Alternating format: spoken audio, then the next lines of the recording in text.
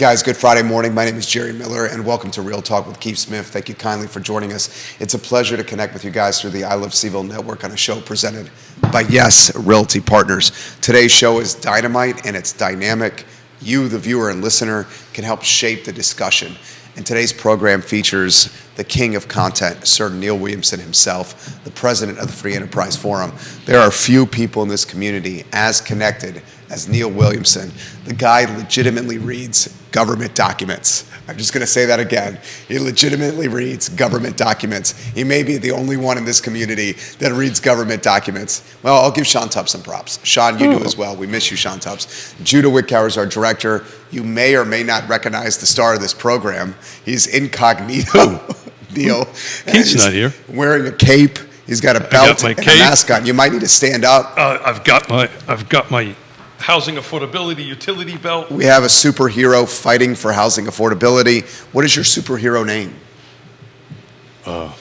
Neil, we need to give him one. He's a housing hero. Housing hero. There you go. God, Housing hero. So good. I just trying to get dressed up in front of people. You got the housing hero. Housing hero.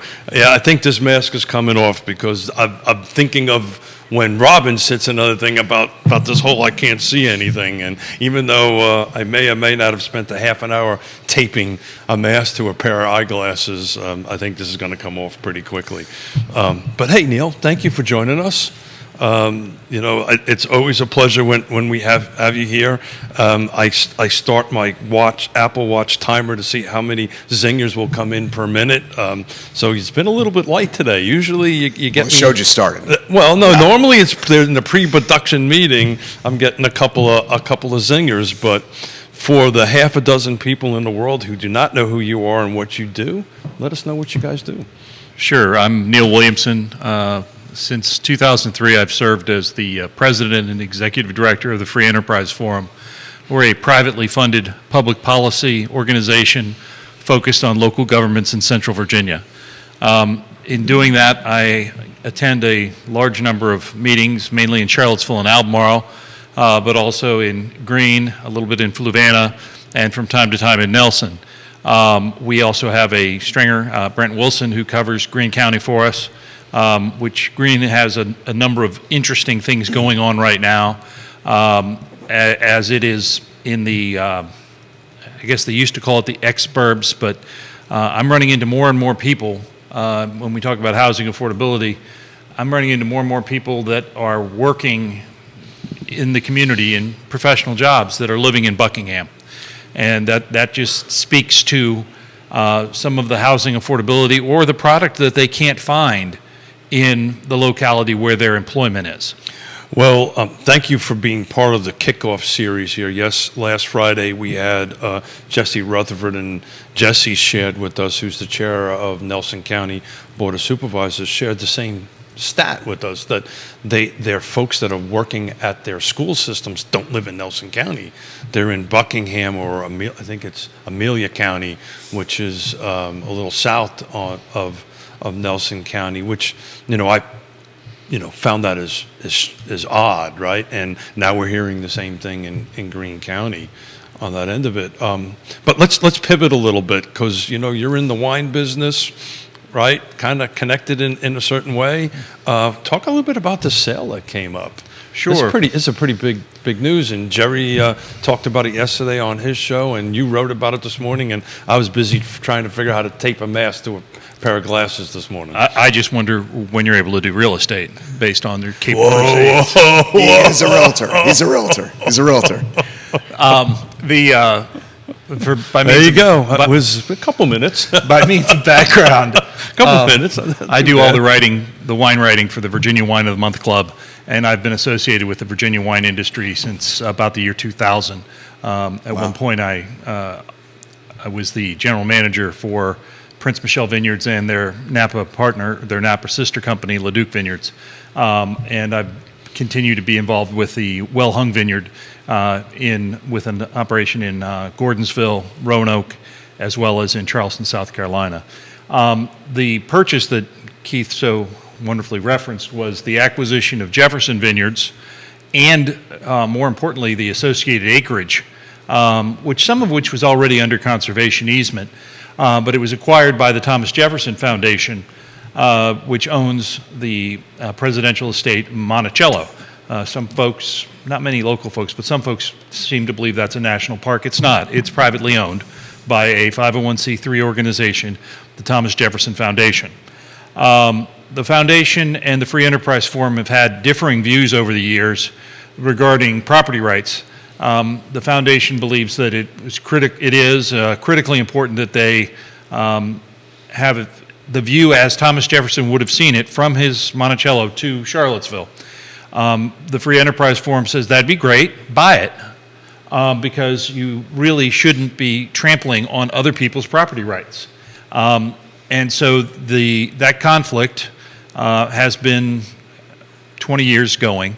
And the foundation actually provided really aggressive language to begin with in the 2015 Albemarle County Comprehensive Plan that was suggesting that there be a checkoff box every time there was a land use decision that was within the Monticello viewshed that Monticello had been consulted. We find that to make them a super citizen. What other private property owner has that right? There's none. There's none, and there should be none. Right. There is still some of those vestiges of the language still exist in the 2015 plan. We are now in the midst of AC 44. This is the comprehensive plan program for Albemarle County. There is phase 2 kicks off Monday. I have been selected, I think they took everybody, which is why I think I was selected, to be a part of the phase 2 program and to be one of the stakeholders and to share my experience with my cohort of folks through the blog and through other meetings and these types of media appearances. I'm hopeful that as one of their big ideas for this comp plan, they're talking about equity.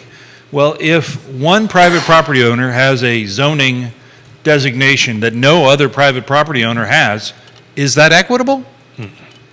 It's funny, I'm cheering the purchase of Jefferson Vineyards and the assorted acreage. I also cheered when Monticello bought Mount Alto, which used to be known as Browns Mountain. And I understand some law students over the years had some really good parties up on Browns Mountain. Not that I'd ever been there to do that. There's no photographic evidence either. And if there was, it was photoshopped. Yes, Mount Alto was acquired in 2004. And at the time, Dan Jordan, who was the president of the foundation, said, it's a very expensive approach to viewshed protection. But we're not in the real estate business, but we had to save our viewshed to protect a community landmark, and they spent the money. It sounds like they're in the real estate business. Well, they are in the real estate business. They seem to buy it. They own that whole section of the county. So what is? I didn't get a chance to read your blog, so I apologize. So what is their intent with it? Are they going to run it as a vineyard or? The winery, in all media accounts that I've reviewed, has deferred to the foundation. The foundation has said they do not have any current plans to change anything. The staff will remain. The winery will remain. That's the current plans. But they own it now. They can do whatever they want with it. That's the idea is if you want to protect the viewshed, buy it. Yeah. So they own. Well, doesn't this seem like common sense? I'm not supposed to use that word anymore, that phrase, but it seems like it's common sense here. Well, as the recovering developer and the housing hero, what's the developer 101? Well, developer 101 is to control everything that you can around you, and that's what they're doing. They're controlling all the land around them. They are, and it has. If that's what you want to do, and that's core to your mission, this is how you do it. Yeah. And you need to have a willing property owner to sell to you. And the Woodwards, who are good people, I know Attila well, and they sold them. Mm-hmm. And some of this land, as I say, is already, quote, protected under conservation easements, but the reality is nothing now will happen on that land without the express consent of the Thomas Jefferson Foundation. So, for those who may not know what a conservation easement is, that's listening or watching the show, this is an easement that you can put onto your personal property that generally has some substantial tax incentives attached to it. But in essence, it means what the word means is that there will be no future development within that conservation easement. Is that a fair assessment of it? Generally, yes. It's important to recognize every conservation easement is different and has different things that are and are not allowed. That being said, conservation easements are also forever. So when you put down a conservation easement, it's not just you who you're impacting your heirs. Your heirs, yeah. Anybody who buys that land, that conservation easement goes with the land. My mentor, Bill Nitchman, has significant acreage in Keswick area under conservation easement, and he chose to do this. He chose to do this because he wanted to preserve what he thought was the integrity of the land moving forward, and it was important to him, even though he had a son. And he made this move after conferring with his wife and his boy, and they said, let's go ahead and do this. So I respect people that do this. And to Neil's point, he says this often, property owners have property rights. So if they choose to do this, it's their right to do so. Absolutely. There are some, I'm a big believer in voluntary conservation easements, if that works for the property owner. That being said, we have concerns, and in fact, most easement holders won't accept an easement in a designated development area. It's kind of like putting a state park in the middle of where you're supposed to grow. It goes against common sense. But, Biscuit run. Biscuit run. But the idea behind the conservation easements, there are some critics that say it's a hand from the grave. Explain that. The idea is that if this lives on far past you and your heirs, it is forever. It's attached to the property and it goes with the property. As you sell the property, So are you basically alluding it could impact housing affordability? Is that what you're alluding to? I'm suggesting that I've asked the question, how much is enough? How much is enough?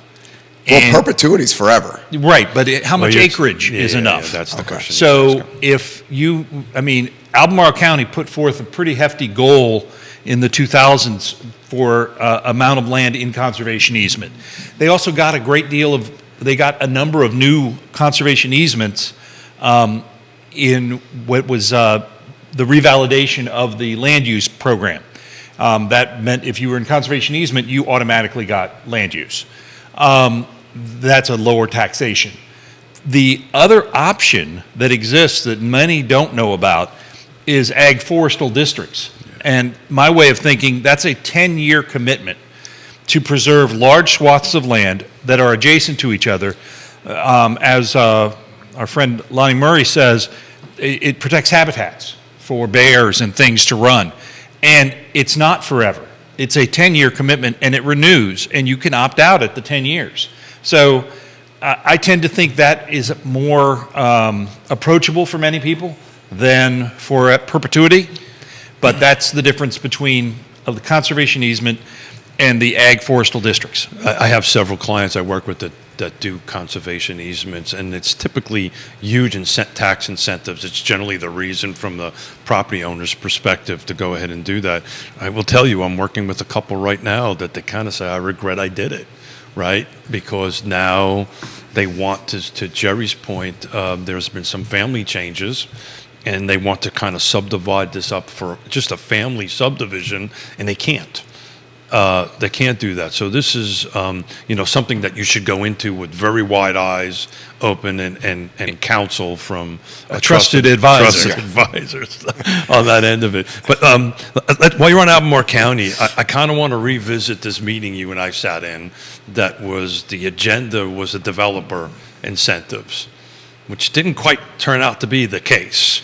So are we ever going to see developer incentives from Albemarle County? And if so, you can have the cape and the mask if you want. Do you have any idea what they're really going to end up being? I think we better reset the stage for folks to know where we are on this whole process. Sure. So Albemarle County approved 2 years ago, approved something called Housing Albemarle. This would include mandating new developments proffer, that's a voluntary proffer, 20% of their new units to be affordable at a certain level. And that measure was enacted and then put on hold until they developed the developer incentives that would make the math work to allow that to happen. So right? this is the 20%, right? The development should have 20% affordable housing or new developments on that. It's currently 15. That's correct. Right? The 20 hasn't been enacted yet because the developer incentives are not kicked in yet. Right. It hasn't been enacted, but boy, do they seem to be getting more and more folks coming in with 20 and greater because they say it's not enacted yet, wink, wink, but we could enact it anytime we want. And this is what we want. And boy, we'd look more favorably on your application if you had more affordable housing. They won't say that verbatim because it would be a quid pro quo and likely be illegal. But it is, because it wouldn't be a voluntary proffer then. It's a mandate.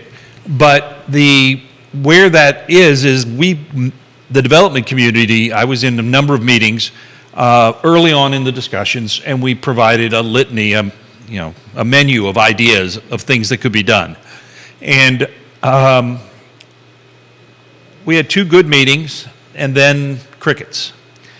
Literally, I probably said too much, so I didn't get called back. But the other change that occurred with about the same time as Housing Albemarle was enacted, the affordable housing department, the housing department, moved from community development into social services. Now, that may seem very bureaucratic, but it is a change and you're working now cross-departmentally with housing, and it creates an interesting dynamic. So the question you asked is, will we ever see it? According to the meeting that we attended, we will. Well, there was some frustration at the dais about that. It was fascinating, and I credit you and Ned for the meetings that you've been in with the Regional Housing Partnership, because there is such a good understanding of the reality of building affordable housing.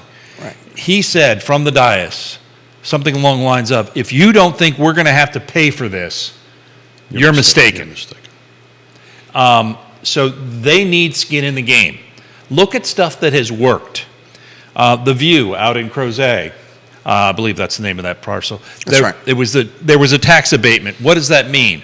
Well, for 15 years, they'll pay full boat on the taxes with the improvements, and then they get rebated the portion of taxation that is greater than what it was before the development. And that then in year 15 starts to go down by 20% a year until year 20, it's full boat taxation. So these tools are being used in other jurisdictions. Fluvanna County, Colonial Circle, there's literally foundations in the ground for 125 1 to 3 bedroom apartments that will serve 60% AMI and below on that received a tax incentive. This is what I'm calling it, a tax incentive from Fluvanna County. So there are, regional projects that are coming out. I guess the question I'm trying to wrestle with is, are we really ever going to see the incentives that's going to move the needle in the right direction? And I hate to be a pessimist about it. It just feels like we're never going to get there. Never's a long time, Keith. Sure. And I'm close, at my age, I'm closer to never than I was. Especially when Yonna's out of town. Nice number. I'm keeping count. Was that 2? Was that 2? The bottom line on... Should I bring my clippers over here or something? No. The bottom line on the tax abatement piece is how you can understand it works. The locality takes 15 years of providing services to that community without receiving full tax benefit. The community, the developer who owns the parcel or their subsidiary or whatever subsequent owner, pays the lower amount, but all that time they're paying down the principal on their note, for lack of a better term. And so they just refinance in year 16 or 17, and now they have the funds available to support and keep the housing affordable. Now, this is just one. I think there's not a silver bullet, it's silver buckshot.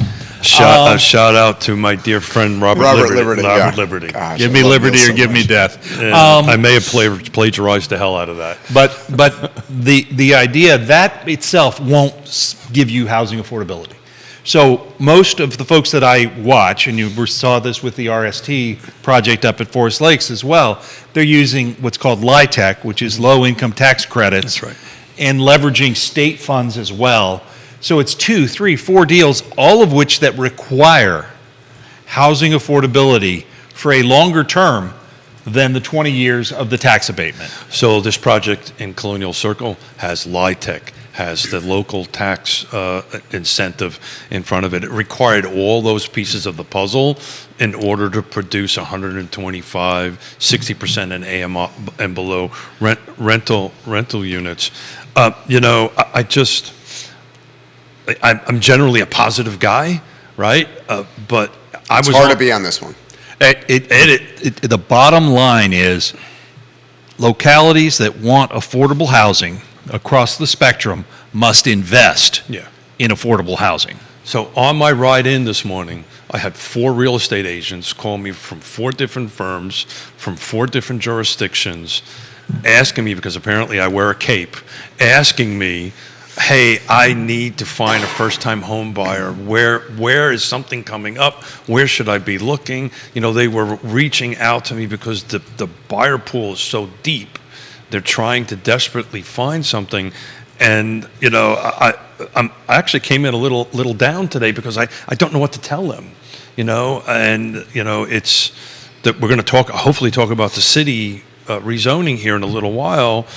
But, other than going, and we're going to on Monday talk with Woody Fincham and talk about the market on the other side of the mountain, it's a difficult conversation to have with folks. Kevin Yancey's watching on the other side of the mountain, and he says in Waynesboro, assessments have jumped anywhere from 30 to nearly 40% year over year. Kevin Yancey, I sent you a direct message. Make sure you pay off that bet and give Scott Morris that bottle of bourbon. It's been 41 days. You need to pay that bet. He's saying the assessments are out of control in Waynesboro. And we're going to talk about that on Monday, right? I kind of want to focus on Albemarle, on Charlottesville a little bit today. But I'm going to give you, whichever color you would like, one of the magic wands. So in your magic wand, what is the top 3 or 4 incentives that Albemarle County should be doing that they're not, in your opinion? It's a great question. I believe that a well-structured tax abatement program is one that can be done and has been done. Secondarily, direct investment. Habitat for Humanity's project right now has $1 million roughly of county direct investment through a performance agreement, and they're meeting those goals and exceeding those goals, and that is another one that $1 million in a project makes a difference. I can jump in on that. $625,000 Albemarle County gave the land trust, and we produced 23 homes with a partnership with Stanley Martin Homes, which are valued roughly $8 million. So you're 100% right. Direct investment matters. I interrupted you. That's all right. The reality also is that we need to examine where you think the market takes care of things and where the government must step in. There is a safety net. There needs to be a safety net for shelter. Not everyone should be a homeowner. Sorry to my realtor friends, not everyone should be a homeowner. Ray Cadell says that all the time. Home ownership is not for everybody. It is a, so the question is, we often try and break these into cohorts. So what cohort are you trying to serve? I believe there is a cohort from 0 to 60, 65 that need government subsidy and support. So we're talking about AMI. AMI, I'm sorry, for annual median income. So that is a locality-based number. That being said, then you get that 65 to 80% 8% AMI. That is probably your rental market, subsidized by Section 8 housing, subsidized by creating a product that is owned entirely by the entity, so that it's there's no purchase opportunity there. It's a designed rental facility. And then you have the market. The market really can barely handle right now, under current interest rates, 80 to 100%. Yeah, The interest rates make the difference, and that's the part that gets lost often, is what does it take? Because I can add more context to that. So from the land trust, the 23 units that we sold was the average AMI was 65%, but you can't go over 215 in the purchase price, to your point. So as you start going up in the purchase price, your area median income starts growing and growing and growing, and that end of it. But you're 100% right. It can be done, but it also requires, a little bit of change in this red tape, man. it does. But here, you asked what the county can do. Here's a crazy idea that the county and the state could do tomorrow.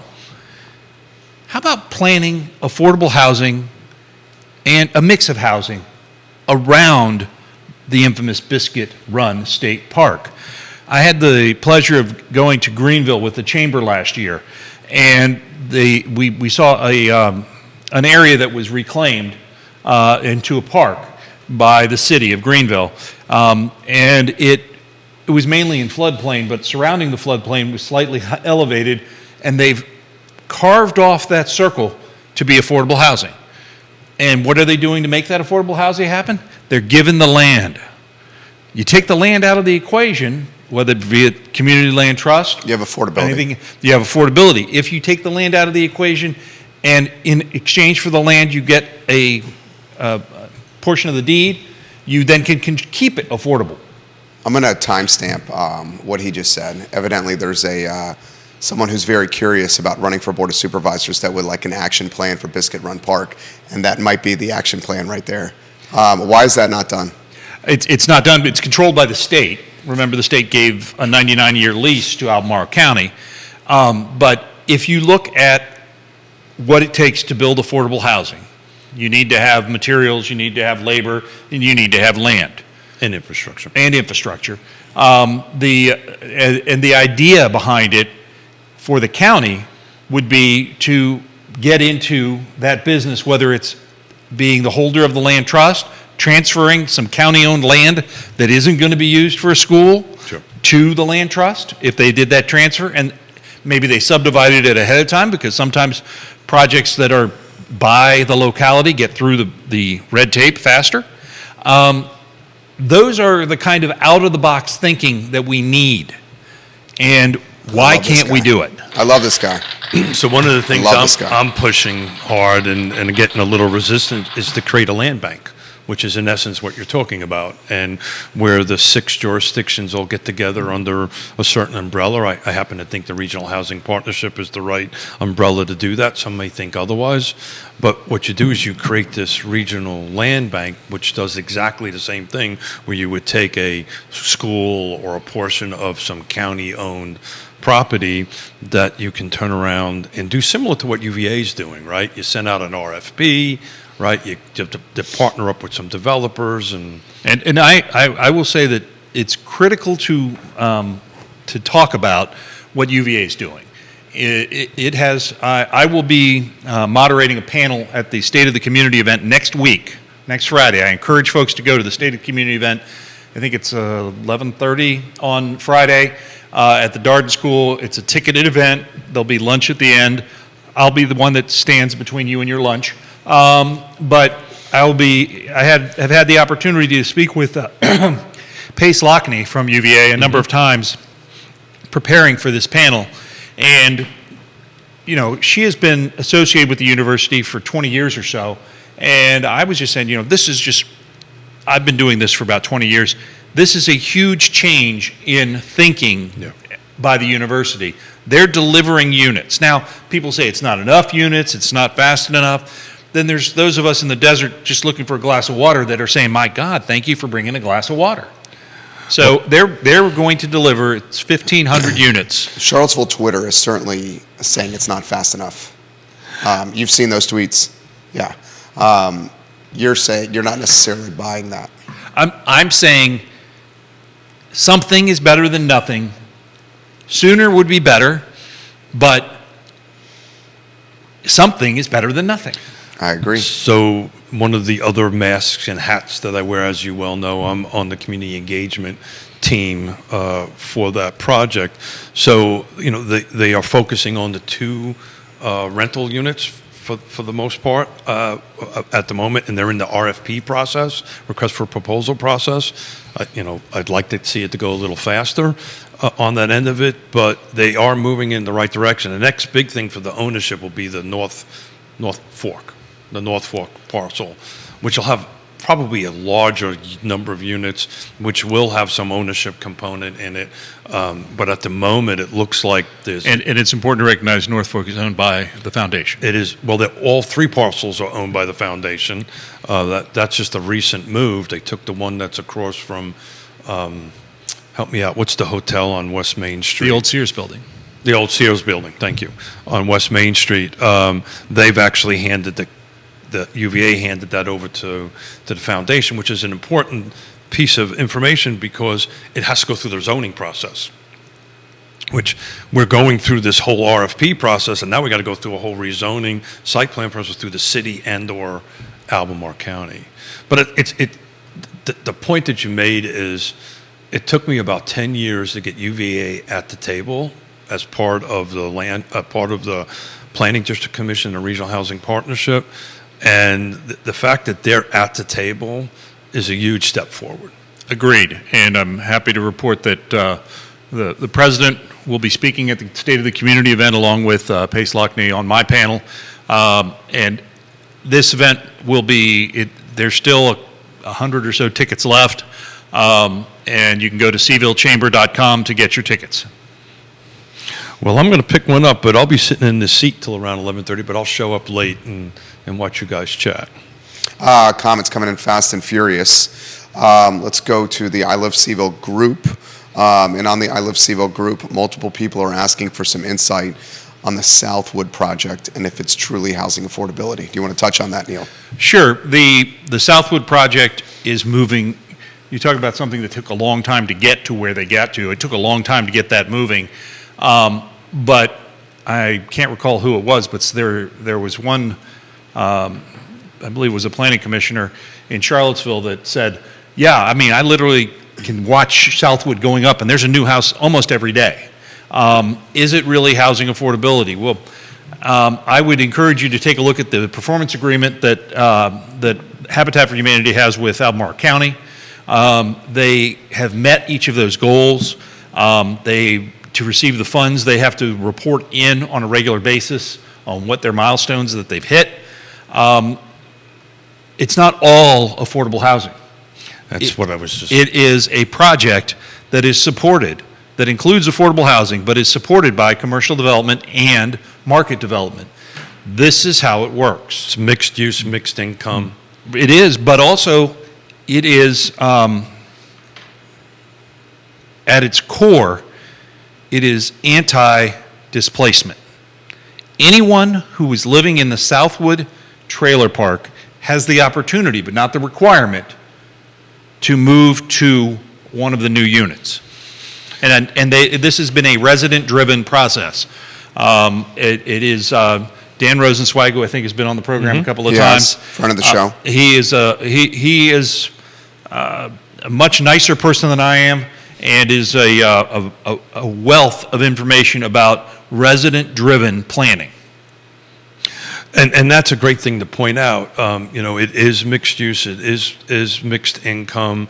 The residents that have the opportunity to go ahead and do that, if that they're taking advantage of, they're able to take advantage of that, is a different conversation to have, but they're doing it. And it's very similar to a project that's happening a little bit in the center of town, right? Where it was the same thing, it was no displacement, Friendship Court, right? And so, they're building the apartments. That question has come in. on Friendship Court, Garrett Square. Former mayor is calling out Sunshine Mathon Yep. on how this project is being handled. She did a And- Facebook post yesterday about this, a log one. And it's really, and I walk past it a couple of times a day because it's by my office, and they're really doing a great job, but that's the intent. They're going to build one set of buildings, and the folks who wish to move into that will move into that, and they'll start working their way around the project, and then go ahead and demolish the existing things. But it was very community-driven, and it took quite a while to get there. Well, it's interesting. I've heard anecdotally of some challenges they've had with the red tape. I believe you saw some of that with your Nassau Street project. I've still seen it, actually. Believe it or not,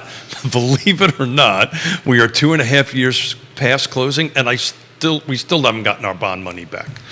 Not Well, that I'm complaining. We got people in it, but Well, it is when you talk about what makes projects cost Yeah. money. There it is. There it is. And I believe that there have been significant cost overruns on the Friendship Courts projects that have been driven by the red tape.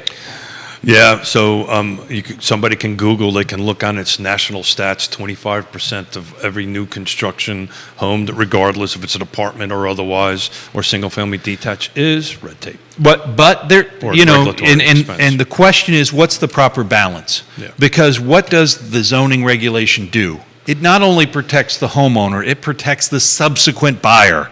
And there are certain things that you want to make certain are correct. For instance, you probably want to have it be structurally sound. I mean, that seems reasonable, and somebody should be checking that. You don't just take the word as caveat emptor. So that's why we have inspections. So the question becomes one of how it's applied and how deeply does it go, and what's reasonable and rational. Is 25% too much? Probably. But what are you getting for that? What protection are you getting? And Well- is the juice worth the squeeze?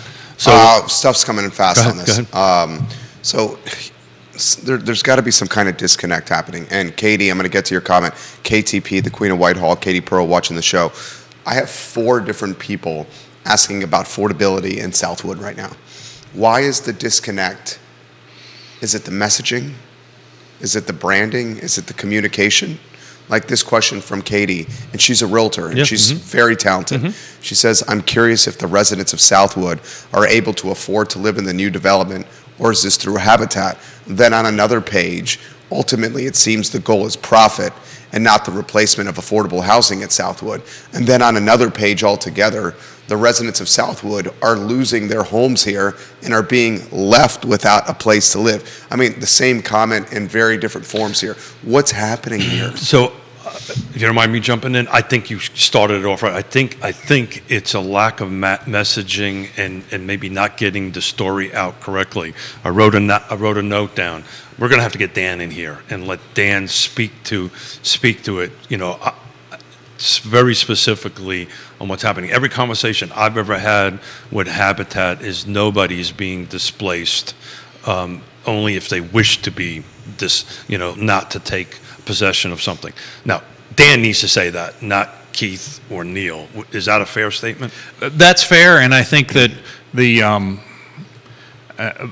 I think part of it is the perception, because there are going to be properties that come up that are going to be market rate, and those market rate units, there's another project, Lachlan Hills, that has Habitat. You know that well. Habitat, I know it real well. Habitat Homes, and there were folks that had a fear that the adjacent properties wouldn't be desirable because you were next to a Habitat home. The reverse has been true. There have been some people that really, really, really want to be in that neighborhood so that they have that mixed community.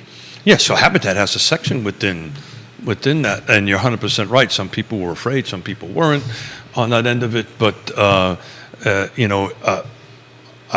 my sister lives there. That's what I'm saying. You know it well. And I know it well, and it's been absolutely not the case. It works out really, really well. But so I made a note. We're going to get Dan in here. These are a couple of great questions.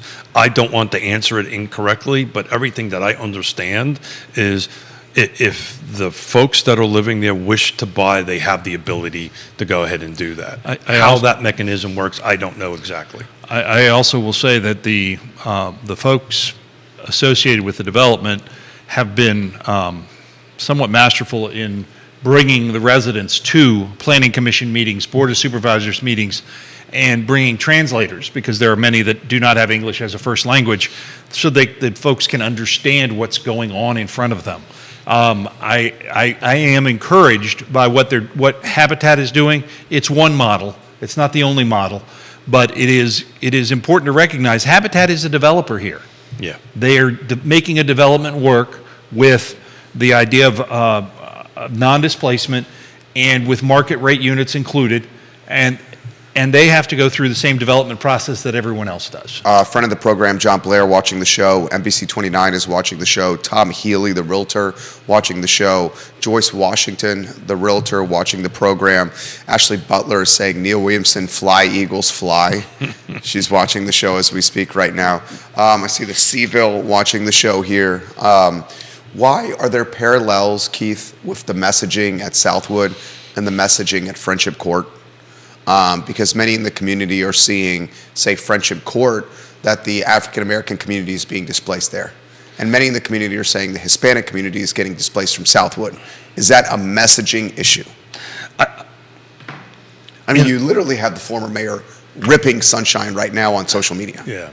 So again, I'm not in the room. I'm not in the great details on that stuff. Everything I know from the periphery and meetings I've ever attended, that is not supposed to happen. Now, if it's happening, that's a whole different conversation. But Southwood in particular, I'm looking at it right now. This is a huge project. It's multiple phases. It's massive. I can't read fast enough to figure out what the number of units are in it, but there's different phases which will handle different parts of the community. We talk about missing middle all the time. This is an exact example of what missing middle is all about, right? It's missing middle is, in my opinion, much more than just product type. It's also income based and so forth and so on. So these are working on the missing middle. It's hard for us to get into this debate right now without either Sunshine at the table or Dan at the table. And I'm going to invite both of them so that we can have this conversation live, but I'm a little bit reluctant to go down that road without knowing the details. And I encourage folks, the Thomas Jefferson Planning District, I believe, is hosting a housing affordability home again event. And I want to say it's the end of March. March 23rd. March 23rd. How many people go to those things? Over 200. Yeah. Well, bad. we timed, the first one we did was in... Was it Good Friday in the 2020? No, it was 21? It was 19, because it was just before the pandemic started. We had a couple hundred people. We've actually been doing, we meaning the Regional Housing Partnership during that, has actually been doing weekly or monthly Zoom meetings, and we're having 100 people, 75 people show up, which is a good amount. But look, I think at the end of the day, this is a messaging problem. This is not getting the story out there in a digestible form that folks can listen to. And then what happens is people start extrapolating things from that because there is a lack of that messaging. Whose responsibility that is, that's a different story. But I'm going to try to bring them in. I'm going to ask them. Hopefully they can sit down and let them try to tell their message so we can get some of the stuff cleared up. Well, and part of the reason is as you get into these projects and they start coming out of the ground, there are a million things going on that are around you that you're dealing with.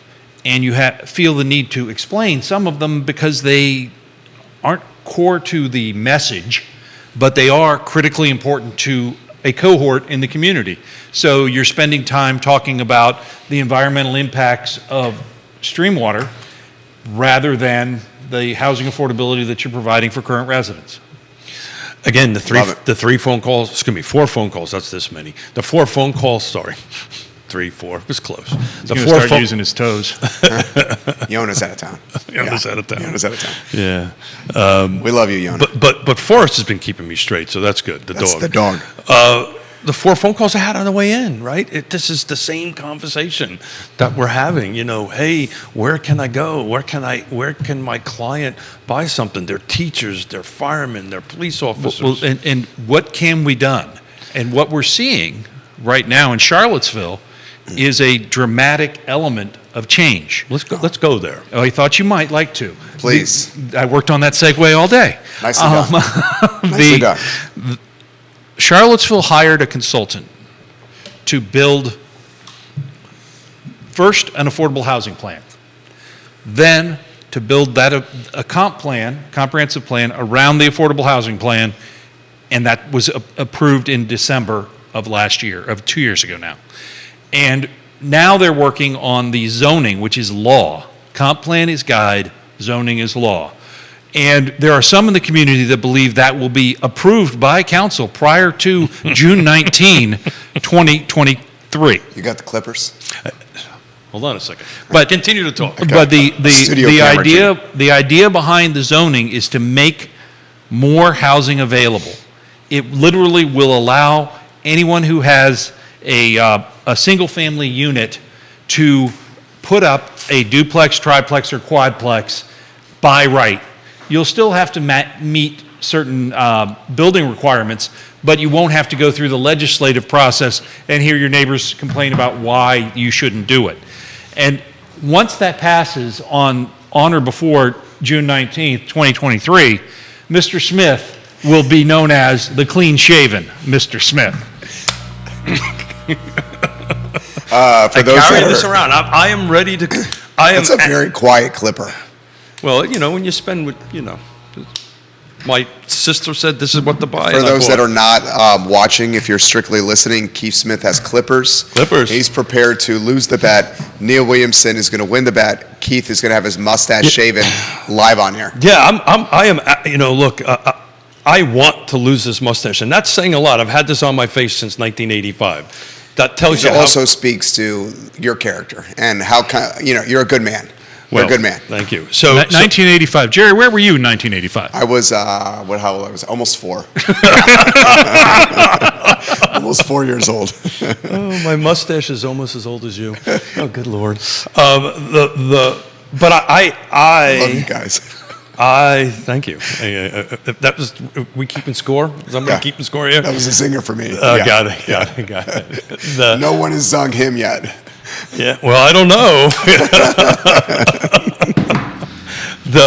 So the zoning right now is they've released Module 1, which was 170 pages, a large number of images saying what can and can't be done. I have read 150 pages of the document. I'm still working on the balance, and I will get that done over the weekend. The idea behind it is much more of a form-based code than, so far of what I've read, more form-based code to create a street, a relationship to the pedestrian, and to create a street activity. There are some things I have real questions about with regard to how it's written, but there are, I encourage folks to get engaged in this process. There will be 2 more modules, I believe, out-delivered. The first module was delivered on time, and I believe we will see it enacted by 19 June. And I will gladly lose this mustache. Yeah. With And absolute to be clear, excitement. Neil Williamson made a bet over a bottle of bourbon. Someone else at the table upped the ante. Judah. Poor Judah, sitting there going to. But let's talk about my mustache and my bet a little bit. While we're on the city of Charlottesville, do you think the seating of a new city council members may have that 19th in jeopardy? I think question. it's a very good question, but I think it's And which of the 4 will help move that? in needle politics. You have to count to 3 in Charlottesville. Do I believe along? You don't think they're going to want to go for a full 5? See, I think to Neil's point, there's already the political capital to count to 3 Yeah, I with agree. the guys on dais. Okay. But to your point, I think they're going to want to have a full dais before doing this. yes, they will want to have a full dais Yeah. for the vote, and But we already have the political capital. the political capital has been spent. yeah. The comp plan doesn't become reality absent the zoning. The zoning may get some tweaks I'll be very interested to see if all of it survives legal challenges. I fully anticipate you will see lawsuits. Well, I know one. But that'll be after I lose my mustache. That will be while you're clean shaven. But that's an important point to say, because the fact that it gets approved doesn't mean it's actually going to get implemented, right? Because it could get tied up. If there's a stay, the reality is that if they enact it, it becomes law on whatever enactment date they set. And then a judge can put a stay on that order and not allow them to enforce it, or not, dependent upon the merits of the case and the arguments that are brought forth. There are parts of it that I still am trying to understand how they work under Virginia law. The idea of sublots, which are lots that aren't really lots. That seems kind of tenuous in legal construct. Reminding everyone for the 50th time, I am not a lawyer. So I can tell you, out in Seattle, the land trust that I'm helping out, they just lease it. So it's not technically a sublot. So when I was sitting last night. Right, and that's operating under Washington state law, That is not correct. Virginia state law. That's absolutely Those are true. different states, Keith. But, really? Thank you. So there's three, that's number 3, right? Or number 4? Was that number 4? number 4. Zing? That was number 4. Number 4, Yeah. Zing. Thank you. So I have to remind everybody, there are 4 modules. Module number 1, which is what we're looking right now, which I read last night at the bar. Zoning districts, rules of measurements, use tables, and zoning map. Number 2, which is what I'm most interested in seeing, is the actual development standards. So this will be landscaping, parking, signs, lighting. That I think is going to be a much more in-depth conversation from the practitioner's perspective of it. And then the last module is 3, is the actual administration and review process of it, which is to me also more interesting, because once you get it approved, once the city approves it, how are we going to get a project approved? Well, then, and there are key elements that may or may not find their way after legal review to be a part of this ordinance. And that's what this is an ordinance. It's a long ordinance. But the parking is one that I've heard raised time and again. Yeah. How are you going to handle that in addition to the other infrastructure? Yeah. Where are all these people going to drive, or where are they going to be sending their kids to school? These are real good questions. So to your point, module 1, and I read it last night. I actually buzzed through all the pictures because I'm kind of familiar with them, get to the text end of it. It's mostly the pretty pictures, right? This is a very visual module where it shows this is what this will look like and this is what that look like. When we get to module number 2, that's the nuts and bolts of it, exactly how this is going to work. Well, I want to credit the city for reaching out to Cadre, which is the Charlottesville Area Development Review, Roundtable, and they said, hey, here's module 1, break it. Tell us what doesn't work. Take some of your projects and run it through this, and what works, what doesn't work. Asking design professionals for their help is the way to get things done. Get buy-in from those regulated when drafting regulations. That's what they're not doing in Albemarle on the affordable housing, and that's what they are doing in the zoning for community development, or rather neighborhood development services in the city. It's an extremely robust and thorough process. I have kudos to them. So for folks that want to go out and see, there's 3 module 1 open houses coming up. February 22nd, at the Charlottesville High School, cafeteria. 23rd at Buford Middle School, and the 25th at City Space, which I am actually going to attend. And then on the 28th, there's a Planning Commission work session. If you go into their website, you can actually sign up. CVillePlansTogether.com. Is it .org or .com? I'll check. .com. Looking at .com. Yeah, and that's a very robust, all the documents, all the way through the process, CVillePlansTogether.com. So here's my question. I got one too. Go ahead. I bet you it's the same one. Yeah, I probably. Eagles by 5. That you go, Ashley. You think, huh? Oh, is this another bet? No, stop it. You're getting me into way too much trouble. Really, Eagles by 5, huh? Why 5? Because it's going to be a very close game. Got it. So I'm What's your question, Keith? So Trying I to keep lose that track. I Yeah, lose squirrel. I lose my mustache. This gets adopted on the the 19th or there before that. Let's assume they work out everything. Is this really going to move the needle, and if so, how much? That was my question. This will improve housing affordability in the city. How much? This is going to be an evolution, not a revolution. It will take time for folks to figure out how to utilize the code best. There will be missteps along the way. There will be spaces that get developed first, fast and furious. There will be years of pulling parcels together so that then the whole block, a whole city block, can be developed and be developed in a higher density where it needs to be, close to services and close to employment. So what he means by that is eventually a developer is going to buy a few houses next to each other and then combine the land and then build something more dense. That's what you're alluding to. That's what I'm alluding to, and it may be 3 parcels, it may be 4 parcels, but it will be, it's the conversation I have about transit all the time. It's a barbell conversation. In order for transit to work, you have to have a lot of people in one place and a place where a lot of people want to go. Right. And then you can connect them. In the case of this density, you need to have density work. You need to have it in a place where people can live, work, and play, and be happy living there. Would you think that the area around the university is going to get developed first? Because that's where the money is? Yes and no. I think that some of those parcels are not, nothing happens absent a willing property owner. Some of the property owners, I don't believe, want their property to sell. That's their right. They have property rights.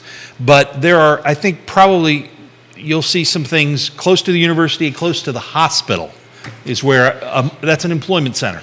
And while the university is an employment center, it also is an academic center. So I think that the hospital area is probably more primed than the university standalone. Grayson says, ask Neil, Jerry, about your take with the extra applicants and how UVA is going to utilize the increased density to raise enrollment at school. So basically what I've been saying is if UVA sees the additional density possibility coming online, then it understands that it could potentially enroll more students because it's got more houses for them that it doesn't have to own on grounds and manage on grounds. You buy that, yes or no? UVA has not stated any intention of increasing the number of undergraduate or graduate students. That being said, they are increasing some of their schools, and one could say, well, perhaps they're adding schools. They're adding schools. Yeah. But the actual enrollment, I have been told by people within the university community, is not destined to change dramatically anytime soon. I don't see us ever going over 30,000. Wow. And I may be wrong, but that's I think you're wrong on that. Well, I'm not going to bet anything. But Devil's advocate for you. But the same conversations I'm having, it seems like that's. So if they create a data science school, Yeah. and they create a biotech institute, Yeah. are they going to then decrease the undergraduate school enrollment because they're adding additional schools? So I think to Neil's point, they're adding schools, and maybe that group of folks won't be counted into maybe a whole different. That sounds like pool. a smoke and mirror game. That's a shell game right there. It could be a little politics there. Okay, But so if you add additional schools and you keep the undergraduate enrollment the same, aren't you upping enrollment? Right? Yes, I am being told Okay. that enrollment is not being increased anytime in the near future. The three of us are, I hate to use the phrase again, common sense guys. If 2 new schools come on grounds and enrollment stays the same undergraduate, aren't they going to have more UVA students? I don't know the mechanics of UVA to say that all their schools are oversubscribed or that it's a zero-sum game. But we do know the class of 2027 has the most applicants in the history of UVA history. That could drive one more person to have to read applications. That doesn't mean they accept anymore. That's fair. That's a fair comment. That's a fair response right there. So I'm going to change gears on everybody. I emailed to Judah, if Judah has the time to do it, to drop into the feed the actual map, the zoning map, the proposed zoning map on it. And as I was reviewing all these documents, I decided to pick on the RA, which is, again, I didn't do a formal one, but looking at the map is darn near 3/4 of of the map. So that was when I was focusing, okay, what do they want to do with RA? Because when you start looking at some of the mixed node modules and the industrial or the special like your civic, the percentage of area is pretty small, right, on that end of it. And so I wanted to take a hard look at what the RA and the RB, which seems to me the two largest volume of areas, and what would that really impact us if 5% did it. I think this is a great thing. I think this is going to help density. It's going to help inventory. It's going to potentially help housing affordability. I just don't think we're ever going to hit the numbers to really move that needle in a great direction. I may be wrong. I may have to grow my mustache again, to take another bet to shave it off. But I mean, do you think we're going to add? We're at 50,000 people. We're going to add another 10,000, or I just don't know if we're really going to add that many to the process. I think we will. I think we're going to add. I think the population is going to uptick. Yeah. I think the population will uptick because of the two schools. And what happens if we get the 300 to 500 million for the regional tech hub from the federal government? I get all that. That I don't disagree with. I think, and we talked about it the other day. I was sitting at Tavola Bar last night next to a guy that came in from Austin that just got hired over at Willow Tree. There you go. He's coming from Austin, moving into Willow Tree, being who we are. We're talking to people at the bar, and I potentially got a buyer. Did you give them your business card? Oh, was I supposed to do that? Damn it. Well, you're cool. I got the phone. that's what I did. He scanned it. I love that. I love it. And we're talking. Then we went into another conversation about his brother's a real estate agent in Austin that's not making any money. What can I do to help him? But that's what's happening. So my point is that are we going to increase enough density that will move the housing affordability needle? I pray and hope so. I just don't know if we're going to get to that mass of numbers. What do you think, Neil? Am I wrong? Well, there was a regional needs assessment done back in 1999 that highlighted the number of affordable units that Charlottesville needed. And I don't remember, do you remember what that number was for Charlottesville? Oh, God, in the thousands. It was in the thousands. Yeah. So, and again, so everybody knows here, I'm kind of playing a little bit of devil's advocate here, right? And what we're saying is this will help. There's no doubt about that. This will help. And just like UVA's commitment to affordable housing, it will help. Will it solve the problem? No. As Barbara Bush used to say about the starfish that she threw back into the ocean, did it make a difference? Well, it did to that starfish. That's right. It's true. So the conversations I'm having with a couple of Fluvanna County elected officials, and as you know, the Regional Housing Partnership, we do our roundtable, or roadshow as we're calling it, and we're going to have two next Friday. Moselle Booker and Chris Fairchild are going to join us. One of the things we talk about when we do the roundtable is the regional interconnectivity of housing affordability, and I think you're starting to see Louisa County is talking housing affordability, which is a great conversation to have. You're starting to see some of the outlying counties understand that what happens in Charlottesville impacts them, what doesn't happen in Charlottesville impacts them, what happens in Fluvanna impacts Charlottesville. So this is one of the reasons I'm so an advocate for this regional approach.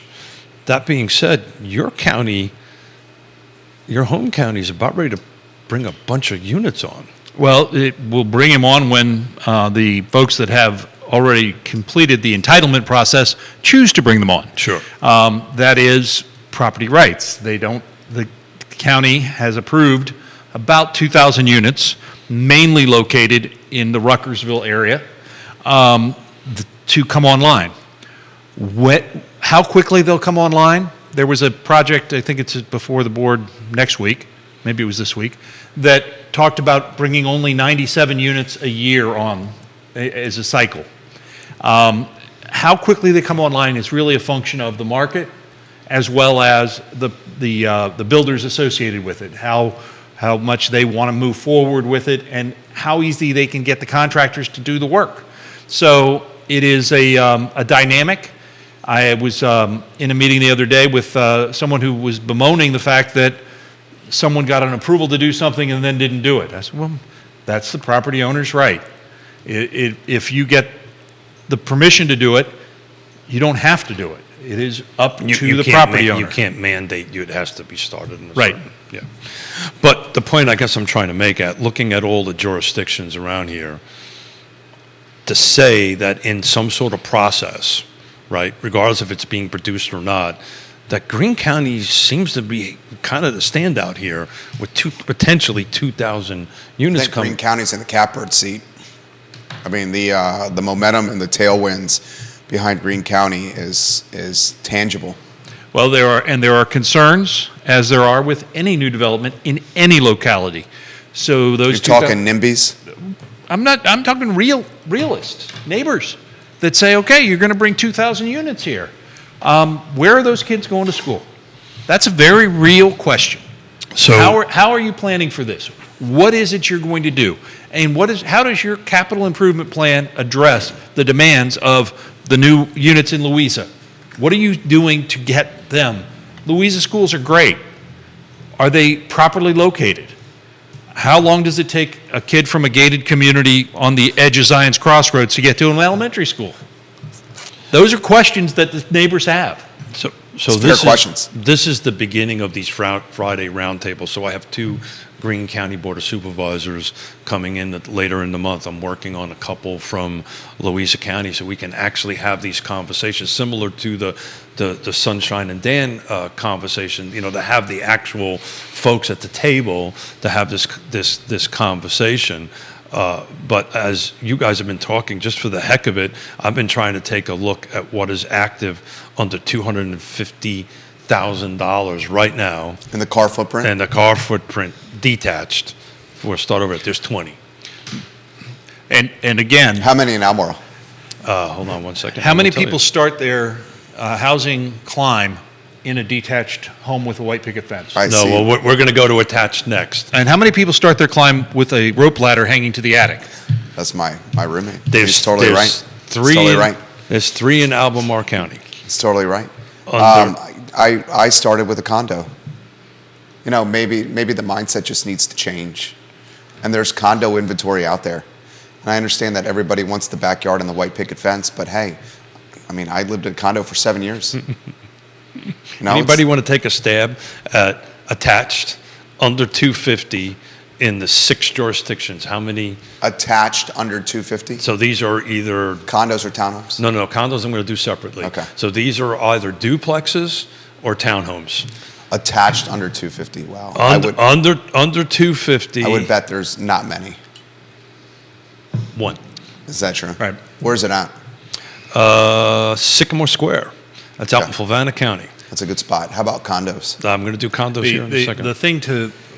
The other thing to look at, and I'm not a realtor nor a lawyer, but it is important to recognize how important it is to have a trusted expert and a trusted advisor in understanding the locality that you're looking at and the results. Now, we're talking regionally here, but as one who grew up in a not so distant locality, you see how many attached 250 products do you see like in Williamsburg?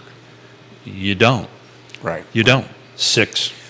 Brittany Gray says this for Yeah. the panel, and it's a good point, Brittany. She says condos are often not warranted, and people just starting out cannot afford 20% down payments. Mm-hmm. She put a good point on there. When I bought the villas, I did put 20% down, and a lot of people cannot do that. A lot of people cannot do that, and sometimes if it's totally unwarranted, even 20% won't work. Right. On that. End of Great it. point, though. Yeah, that's a great point, Brittany. There are 6 condos available in that footprint. Villas at Southern Ridge, That's what I'm Hessian talking Hills, Eagles Landing, and the other 2 are in what we talked about last Friday, in Wintergreen. So I will take a quick look at them or somebody on the chat just to see, because generally they'll note in there, are they warrantable or non-warrantable? Juan Sarmiento says we need a new high school in Louisa County. The county's completely booming. Multiple people are saying this is not housing affordability in any means. We empathize with you guys completely. Spencer is saying that the increased density that's coming to this area is going to be scooped up by these new schools, which is what I think. Spencer also says until Albemarle County expands its developmental area outside the 5%, the added land in Charlottesville City is just going to be more coveted, which is going to drive the price. I think it's a decent point right there by Spencer. Katie Pearl says it's extremely hard to buy condos. Most of the affordable condos are not warrantable, which makes it impossible for lower income purchasers to buy. So multiple realtors are putting on the feed the warrantable issue. And it's 100% true. Yeah. When I got the villas, I had to put 20% down or I could not buy the villas. So so just to put a bow around the warrantable and non-warrantable, the simple formula is if the condo association is less than 50% owner occupied, it's technically considered unwarrantable. That's where you get at that end of it. And the rationale behind that at the federal level is the businesses, for lack of a better term, that owns the units could control the association or the condo And association. that is happening at the villas. Bart Fry, the developer from Virginia Beach, has control of the association. Yeah. Yeah, so you guys are 100% right. I love the viewers and listeners. You're not going to slide one by them. And I appreciate Spencer, not me, that brought up the government restrictions on development areas have a direct impact on housing affordability because of the constriction of supply. Right. Right. Are they ever going to grow that, you think? John's also made that point on the show, so is Anonymous, that if an Albemarle County continues to limit the area of development, then this development area that comes online in Charlottesville City is going to be coveted by the people that otherwise would be developing in Albemarle. That's a fair point. And go back to our conversation about the development incentives, right? That's going to drive that conversation.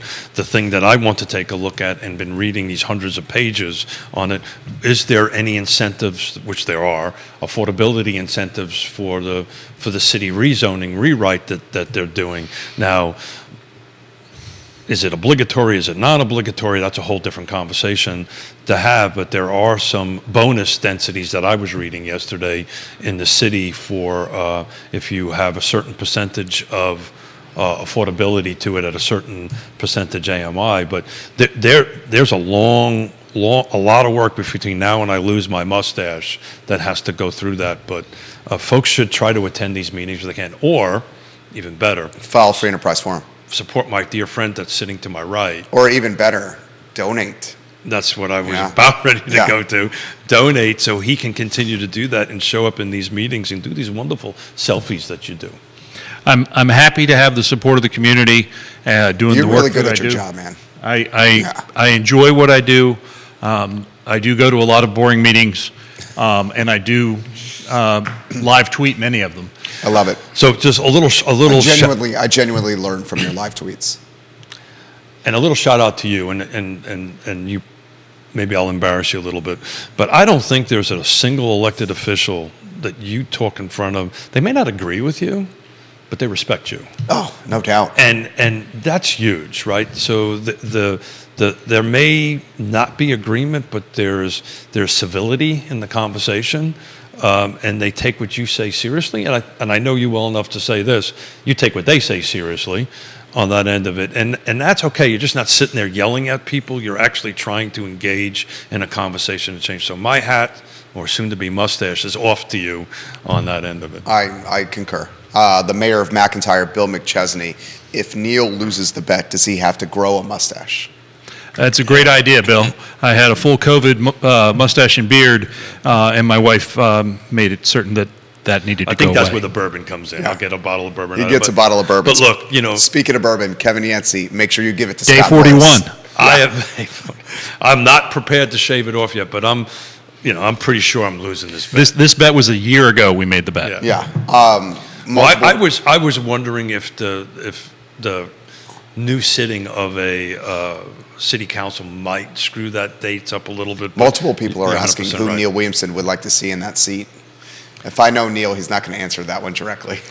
I will say that Charlottesville is blessed to have a number of highly qualified applicants to choose from. I'll ask Keith Smith this. I've been a huge proponent of Kathy Galvin for that seat.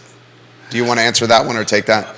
It seems to me it's between Zakos and Galvin because of their institutional memory being on council, with Galvin being the most recent, and then Galvin gets the benefit of being an architect. So at the sake of losing my mustache faster, Kathy Galvin being an architect and understanding Right. land use, Seems like a no-brainer. to me would make sense in that. And she's indicated that she doesn't want to run for re-election. Yeah. So whether we admit this or not, I'll say this. Snook, who's running for re-election, would not be handpicking his competition. Yeah, so let's, if we've got time, We got time. let's talk about that, right? Because I was watching a couple of tweets this morning. People are confused about the process, right? This decision will be made behind closed doors. This is not February 20th. it's not an open, transparent process, right? So do you want to tackle the process a little bit? Well, the process, which I think it's been 55 years since Charlottesville had to do it, This has not happened in 55 years. I believe that's accurate. Quite a while, but it anyway. has happened regionally. We've had Yeah, it. We've had elsewhere. it happen elsewhere. Yeah. My county, it happened. It did. And the idea behind it is the current council will seat someone to serve the unfinished term of Cena McGill. That will be decided by 4 people. I believe they have those 4 people each have different things they want to get out of that person. And I think that will be an interesting behind-the-scenes discussion. But on the 20th, you'll have a new city councilor. Yeah. And then you'll be headed toward a June 6th Democratic primary if there are more than 3 folks choosing to run for city council. And that will be the general election in Charlottesville. Absolutely. Yeah, I would be. Do we think Payne's going to run again? I I'm say not going to yes. say I yes. say yes. I'm not going to say yes or no, but I would be surprised if he doesn't run. Right. Which is I kind mean, of a yes. We have tremendous respect Yeah. for Michael Payne here. He's coming on the show. This so is his we can ask primary him. source of income. He's coming on the show, so we can ask him. I know Yeah. the next couple of months, I've got all these shows stacked up. Look, back on.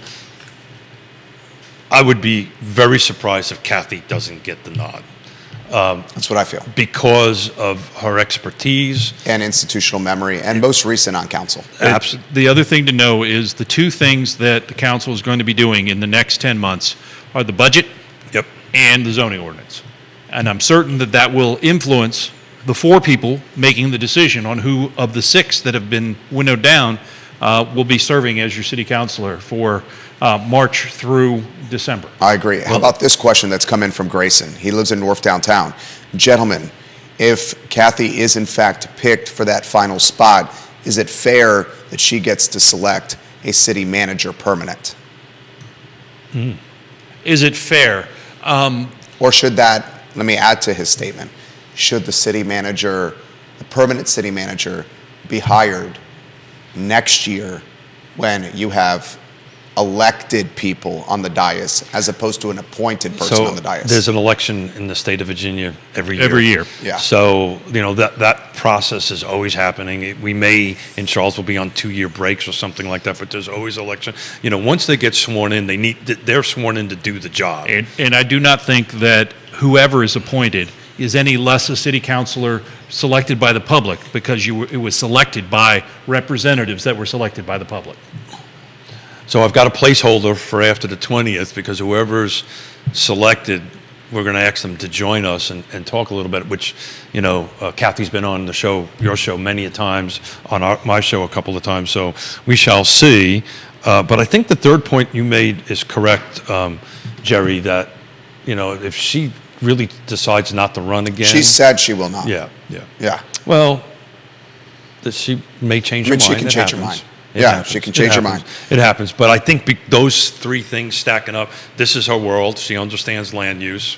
she's most recent, and she's not going to run again. It's probably making a sure bet on, I think, on her coming in. So what do you think? I think I said Kathy. Yeah, I think Kathy. You want to touch that? I believe I there understand you are can't. 6 qualified applicants. Yeah. That's fair. He That's fair. never takes a position. No, I understand. That's completely fair. But it's on paper it makes sense. So Right. We'll see. Follow-up questions are coming on the feed. Have any of you guys heard of additional people running for city council? I have not. No. Only the rumors, and rumors aren't worth much. Yeah. I can say this. Bellamy, who I thought could run for council, is running for delegate, so we know he's out of that, as is Dave Norris. So you've taken 2 off the table Yeah. that could have run for council that are now running for delegate. Yeah. Yeah. I think time will tell. When's the June 6th. June 6th? Yeah. So Early voting starts May 5th. yeah. Love it. Somewhere in the next 30 to 60 days, probably closer to 30 days, somebody's going to have to start throwing a hat in because they're just not going to have enough time to put a decent campaign. Would you agree with that? It depends how many. If only 3 people come in, there's no need for a campaign. Got it. There you go. I mean, I would hope, and I steal the phrase from you, what is it? Candidates matter, elections matter, contested elections matter. I hope we have a contested election. I hope it's not just a gateway to 3 people winning. Do you agree? Yeah. I'm on the record to say that more than once. Non-contested elections were just an appointment. Right. Right. It's just And the election will be at the Democratic primary level. Yeah, Yeah. the election will be a Democratic primary level. Guys, we're not going to get to all these comments here. Neil, you are a popular dude. Well, Neil has the pleasure of me bugging him regularly to come on. So hopefully he will continue, and we'll bring in, and we'll as this processes go on, we'll get some of that in depth, and then eventually you're going to sit here and watch me shave a mustache off. We should say this. How can we support the Free Enterprise Forum? Go to our website, which is freeenterpriseforum.wordpress.com is the fastest way to get there. And you can click on the donate button, and you can donate online. Trust me when I say every little bit matters. The $20, the $100, every bit matters. We only exist because we get private funding. We have to raise the money to keep the lights on. So please click on that donate button. Another way to do it is go into Real Talk with Keith Smith on the Partners tab and click on the icon there. Brittany Gray says, I really love, in all caps, when Neil Williamson comes on, and I'm seeing this on multiple comments. Guys, Neil Williamson is awesome. Awesome guy. The kind of guy that you want to share a meal with, belly up to a bar with, watch the game with, and certainly support the Free Enterprise Forum. The show is archived, for those who are asking, on realtalkwithkeithsmith.com. Fantastic website. If you could preview Monday's show. Yeah, so Monday, I'm excited. We're going to have Nikki Chambliss in the house, and we're also going to have Woody Fincham in the house. We're going to be focusing on the other side of the mountain, the real estate market. So Mondays are going to be more real estate focused, market focused on the end of it. So keep an eye on Real Talk with Keith Smith under the market reports. I'm dropping in reports, and on Sunday I'll get him off to Judah so he can load him in. I got to do the work yet. Judah thanks you. Sorry, Judah. I got to do the. That's a lot of work on the other side of the mountain because I've got to break it up into different jurisdictions. So I'm sharing the link of the Free Enterprise Forum across social media right now. Judah Wickower is our director. Not only does he keep us online, occasionally he's running out packets of information to clients in front of the studio live during the show. That literally just happened. And for my Fulvana peeps, next Friday we'll have Chris Fairchild and Moselle Booker in here. There you go. Judah, thank you. Appreciate you. That's the show. I Love CVille shows up in 45 minutes. For those that are asking, we'll take the clip of Neil talking about Jefferson Vineyards and replay it on our 12:30 show because I thought it was very insightful. Thank you kindly for joining us. So long, everybody.